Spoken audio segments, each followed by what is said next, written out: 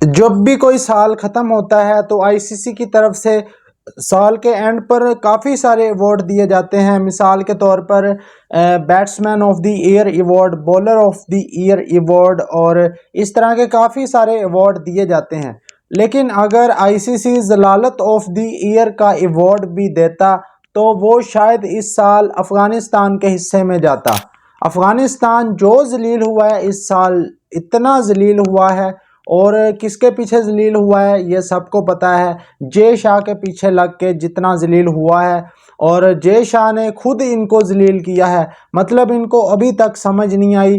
अभी उन्होंने आखिरी ठोकर जो मारी है, जो आईपीएल के अंदर इनके जो खिलाड़ी ऑक्शन में मौजूद थे उनमें से 10 खिलाड़ियों को पिक नहीं किया गया। मतलब पूरा साल से ये लोग जलील होते आए हैं। अब तो हम लोगों को भी इन पे तरस आना शुरू हो गया है कि भाई इनको क्यों समझ नहीं आ रही कि कौन इनका दोस्त है, कौन इनका दुश्मन है, कौन इनके साथ वफादार है और कौन इनको टिश्यू पेपर की तरह इस्तेमाल करके फेंक रहा है। अब अफ़गानिस्तान के जो गुरबाज हैं, रहमानुल्लाह गुरबाज, वैसे तो 10 प्लेयर नहीं पिक हुए जिनको पिक होना चाहिए था।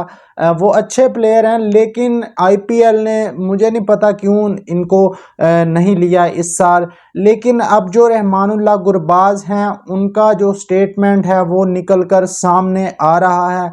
पहले रहमानुल्लाह गुरबाज का कहना था कि जो इंडिया है वो मेरा सेकंड होम है, मैं अपना उसको दूसरा होम समझता हूं। और जब उससे लेफ़्ट आर्म पेसर के बारे में पूछा गया कि आप ऑल टाइम जो लेफ़्ट आर्म पेसर है वो सबसे जो अच्छा है वो किसको समझते हैं, तो उसने कहा कि आशीष नेहरा को मैं लेफ़्ट आर्म, मतलब सारी दुनिया का इस टाइम पर सबसे बड़ा बॉलर मिचेल स्टार्क, वो बंदा मानता है कि जो बेस्ट बॉलर है लेफ़्ट आर्म सीमर वो वसीम अकरम है। लेकिन अफ़गानिस्तान के खिलाड़ियों ने कोई कसर नहीं छोड़ी कि इनको आईपीएल के बड़े बड़े कॉन्ट्रैक्ट मिल जाएं, लेकिन एंड में क्या मिला? जलालत मिली, हर तरफ से जलालत मिली। बिग बैश लीग ने भी इनका कोई खिलाड़ी पिक नहीं किया। उसके बाद अब आईपीएल में भी इनके जो 10 खिलाड़ी ऑक्शन में गए थे वो पिक नहीं किए गए आईपीएल वालों की जानिब से।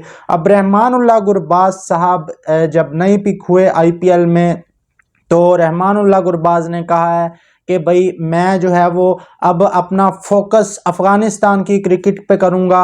अगली आने वाली जो हमारी अफ़गानिस्तान की सीरीज़ होगी उसके लिए मैं तैयारी करूँगा। बंदा पूछे तूने एशेज़ सीरीज़ खेलनी है इसके बाद, जो आईपीएल के बाद, मतलब किस चीज़ की तैयारी करनी है आप?